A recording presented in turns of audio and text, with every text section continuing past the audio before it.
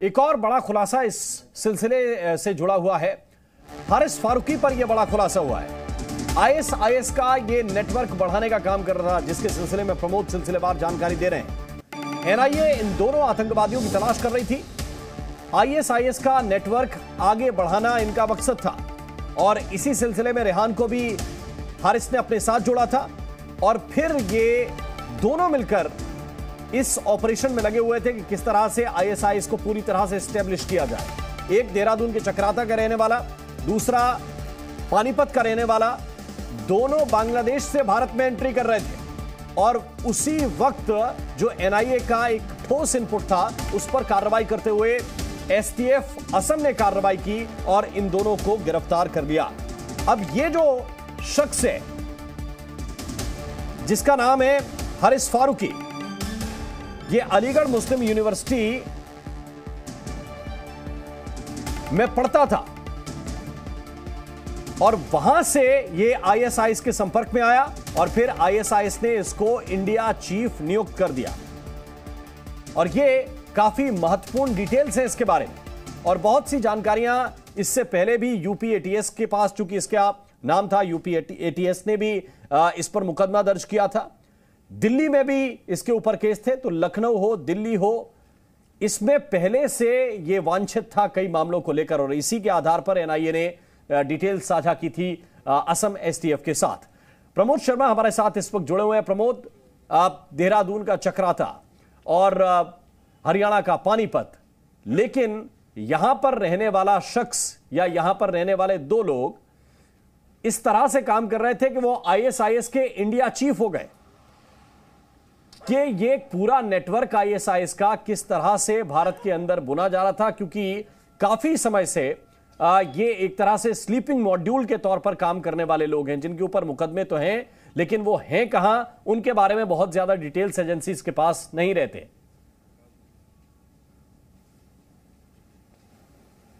देखिए, बिल्कुल आईएसआईएस का जो मोडस ऑपरेंडी है वो यही है कि वो सोशल मीडिया के जरिए ऐसे नौजवानों को टारगेट करता है, उन्हें रेडिकलाइज करता है जो कि देश के खिलाफ कोई भी काम करने के लिए तैयार हो जाते हैं और उसके बाद उन्हें किसी तरह देश की सीमा से बाहर बुलाया जाता है, ट्रेनिंग दी जाती है, उन्हें बताया जाता है किस तरीके से पूरे मॉड्यूल को वो खड़ा कर सकते हैं और किस तरीके से लोगों की रिक्रूटमेंट करनी है, चाहे वो सोशल मीडिया के जरिए हो या फिर फिजिकली मिलके हो, और किस तरीके से टेरर फंडिंग के लिए किन लोगों को आपको अप्रोच करनी है, किस तरीके के लोगों को आपको टारगेट करना है, उनसे पैसा जुटाया जा सके। और साथ में ऐसे लोगों को भी मिलाया जाता है जो कि आईईडी बनाने में एक्सपर्ट होते हैं इस चीज़ को लेकर, और उसके लिए पूरा एक जो स्लीपर सेल है वो खड़ा किया जाता है ताकि किसी भी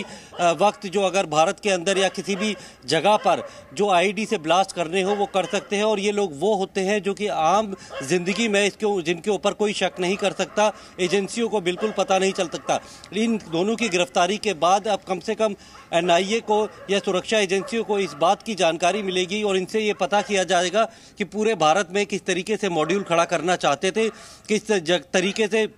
जो टेरर फंडिंग है वो कहां से जुटाना चाहते थे, क्योंकि पूरा होमवर्क करके ये लोग भारत आए थे और भारत आने के बाद ये अपनी जो प्लानिंग इन्होंने की थी उसको एग्जीक्यूट करने की तरफ बढ़ रहे थे। लेकिन एनआईए को जो इनपुट मिला था, क्योंकि लगातार एनआईए अब जो है वो प्रिवेंटिव मेजर्स अपना रही है कि किसी भी वारदात को होने से पहले ही रोका जा सके और ऐसे लोगों को जो ये वारदात कर सकते हैं उनके ऊपर नजर रखी जा सके। और उसी का नतीजा ये हुआ कि एनआईए ने इस इनपुट को जो है असम एसटीएफ के साथ शेयर किया। इसको बेहद गंभीरता से लेते हुए असम एसटीएफ ने भी अब सीनियर ऑफिसर्स को लगाते हुए और पूरा जो इंटरनेशनल बॉर्डर है भारत और बांग्लादेश का, असम का, वहां पर जो है सर्च ऑपरेशन चलाया। इन दोनों को धुबरी के जो है जो धर्मशाला क्षेत्र है वहां पे इन दोनों को पकड़ा गया। इन दोनों की आइडेंटिटी स्टैब्लिश की गई थी कि आखिर ये दोनों वही हैं जिनको एनआईए ढूंढ रही है। और उसके बाद एनआईए को इन्फॉर्म किया गया कि आपके केस के जो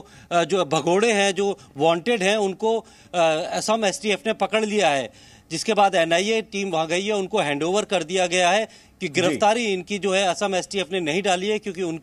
उनके किसी केस के ये वांटेड नहीं थे। अब एनआईए इनको लेके आएगी और इनसे जब पूछताछ की जाएगी, इनको रिमांड पे लेके, तो कहीं ना कहीं देश के अंदर जो आईएस का पूरा जो मॉड्यूल जो है वो तैयार किया जा रहा है और उसके अंदर कितने लोगों को जो रेडिकलाइज करके तैयार कर लिया गया है, स्लीपर सेल किस तरीके से यहाँ पर काम करता है और उसको जो है पूरी तरीके से तोड़ने की कोशिश की जाएगी। यानी कि हम कह सकते हैं कि आने वाले वक्त में इस मामले में कई और गिरफ्तारी हम देख सकते हैं। इससे पहले भी हमें याद है कि कुछ दिन पहले ही एनआईए ने बहुत से ठिकानों पर रेड करके आईएसआईएस के कुछ संदिग्धों को गिरफ्तार किया था। वो रेड महाराष्ट्र में हुई थी, कुछ और जगहों पर भी हुई थी। लेकिन जरा ये भी बताइए प्रमोद, क्योंकि अमूमन ऐसा कहा जाता है कि अगर बांग्लादेश की सीमा से कोई अवैध घुसपैठ करना चाहता है तो दो इलाके उनके लिए कुछ सेफ माने जाते हैं और उसमें एक वेस्ट बंगाल का एरिया है जहां से इस तरह की अवैध घुसपैठ होती है। असम के क्षेत्र से भी कुछ घुसपैठ होती है और शायद इस बार ये जो आईएसआईएस का इंडिया चीफ है हारिस, इसने शायद ये गलती कर दी कि इसने असम वाले रूट पर बिलीव किया, क्योंकि वहां पर असम के एसटीएफ को पहले से ये इत्तला थी, पहले से ये जानकारी थी कि इस रूट का इस्तेमाल ये करता है और एक बार फिर करेगा, धर लिया जाएगा, और इस बार धर लिया गया।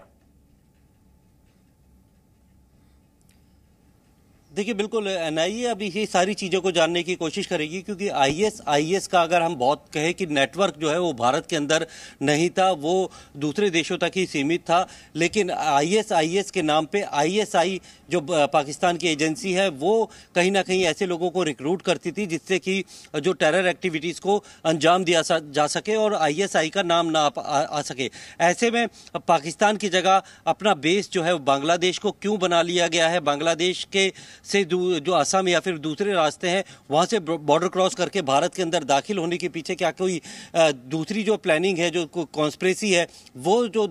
दूसरी एजेंसी है, चाहे वो आईएसआई हो या फिर आईएस जो है, वो किस तरीके से अब काम कर रही है? आखिर बांग्लादेश को ही क्यों एक चुना गया है कि वो वहां पे कैंप बनाए और ऐसे लोगों को टारगेट करने के बाद उन्हें ट्रेनिंग और पूरी तरीके से उनका ब्रेन वॉश करने के बाद भारत के अंदर दाखिल किया जाए? ये दोनों अभी क्योंकि गिरफ्तार हुए हैं,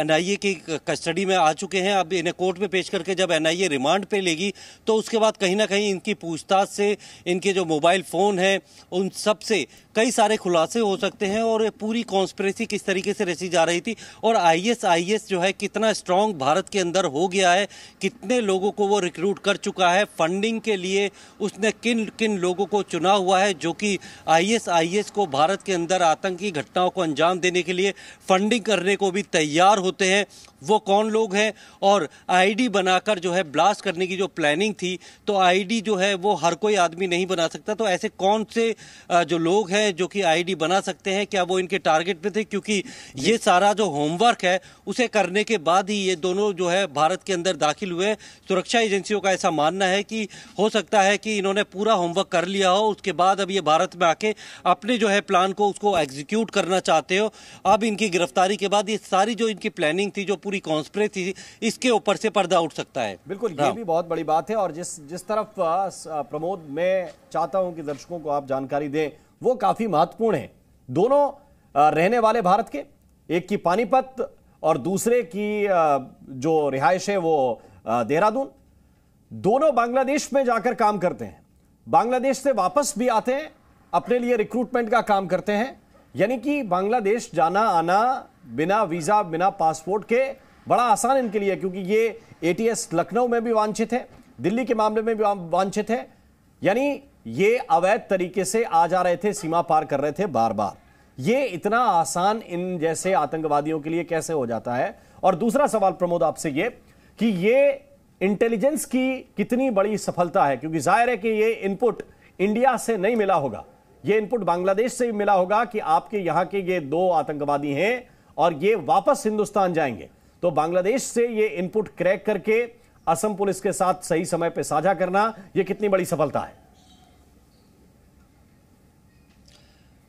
देखिए राम, दरअसल जितनी भी जो टेरर आउटफिट हैं या फिर जो ऑर्गेनाइजेशंस हैं और साथ में अगर हम बात करें कि पाकिस्तान की आईएसआई या जो हमारे देश के दुश्मन हैं उनके लिए अब ये सबसे अच्छा तरीका होता है कि वो अपने देश के आतंकियों को भारत में ना भेज के भारत के अंदर ही जो ऐसे युवा हैं जिनको वो आसानी से सोशल मीडिया या दूसरे तरीके से रेडिकलाइज कर सकते हैं उनको ही रेडिकलाइज किया जा सके और उनको ट्रेनिंग और पूरी तरीके से लॉजिस्टिक सपोर्ट देके वापस भारत भेजा जा सके, ताकि भारत में अगर किसी तरीके की आतंकी वारदात के वक्त वो फंसते हैं तो उनके ये कोई आरोप ना लग पाए कि वो किसी दूसरे देश के नागरिक ने भारत के अंदर आके आतंकी घटनाओं को अंजाम दिया। भारत के नागरिकों के द्वारा ही भारत के अंदर आतंकी घटनाओं को देकर जो इंटरनेशनल लेवल पे जिस तरीके के आरोप लगते हैं उससे वो बचा जा सके। इसी को ध्यान में रखते हुए अब जितनी भी चाहे आईएसआई हो या आईएसआईएस हो, ये लोग सोशल मीडिया के जरिए ऐसे भटके हुए नौजवानों को रिक्रूट करते हैं और उनको ब्रेन वॉश करते हैं और उनको तैयार करते हैं कि वो भारत के अंदर ही आतंकी वारदातों को अंजाम दे। और खासकर 2014 के बाद ये सबसे ज्यादा होने लगा है। तो उसके बाद और इसके लिए जो सुरक्षा एजेंसी है उनको भी ये बात की जानकारी है, इसलिए सुरक्षा एजेंसियां बहुत ज्यादा प्रोएक्टिव है। वो ना सिर्फ देश के अंदर ही बल्कि विदेशों में भी, अगर देश के अंदर हम आईबी की बात करें तो विदेशों में रॉ जो है वो बहुत ज्यादा एक्टिव है और ऐसे लोगों पे ऊपर खास तौर पे जो है वो पूरी तरीके से मॉनिटरिंग की जाती है और उसकी एक पल पल की जानकारी सही था, समय से था, सटीक था और इसके आधार पर जो कार्रवाई हुई वो भी सटीक हुई है। बहुत बहुत शुक्रिया, बहुत बहुत धन्यवाद प्रमोद शर्मा आपका इस पूरे अपडेट के लिए, इस पूरी जानकारी को विस्तार से बताने के लिए। जी न्यूज़।